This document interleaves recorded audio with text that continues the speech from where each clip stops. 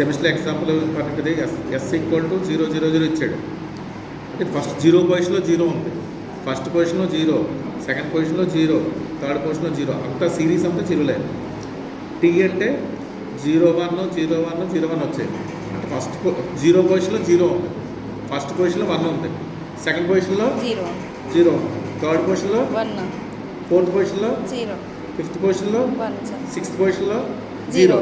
అంటే ఈవెన్ ప్లేసెస్లో ఇక్కడ 0 ఇక్కడ 0 ఆడ్ ప్లేస్లో అయితే ఇక్కడ 0 ఇక్కడ 1 వచ్చాయి.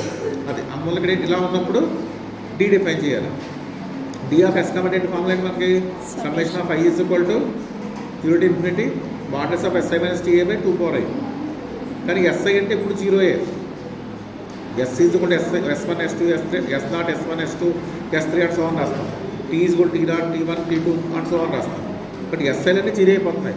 టీఐ మాత్రం ఈవెన్ ప్లేస్లో 0లు ఉంటున్నాయి, ఆడ్ ప్లేస్లో 1 ఉన్నాయి, అంతే కదా. ఇప్పుడు సమ్మేషన్ స్ప్లిట్ చేయాలి. ఎలాగ 0 ఆడ్ ప్లేస్లోనూ ఈవెన్ ప్లేస్లోనూ. ఆడ్ ప్లేస్లో అయితే ఇక్కడ 0 ఇక్కడ 0 ఎస్ఐ 0 టీఐ 0 మొత్తమే 0 వచ్చింది.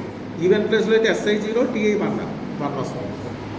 సిరీస్ వస్తుంది మనకి ఇక్కడ ఇక్కడ 1 2 క్యూబ్ ఆడ్ ప్లేస్లో వచ్చాయి, 2 power 5 అండ్ సార్ వచ్చింది. 1/2 కామన్ తీసేయండి, 1 plus 1/2 square 1/2 power plus and sir వచ్చింది. ఇది జీపీలో ఉంది.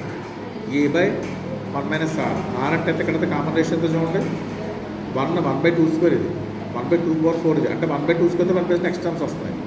But common ratio 1/2 whole square అంటే 1/4. సింపుల్గా ఇస్తే ఇక్కడ 1/2 4/3 2/3 వచ్చింది. Distribution S, T equal to 2/3 వచ్చింది.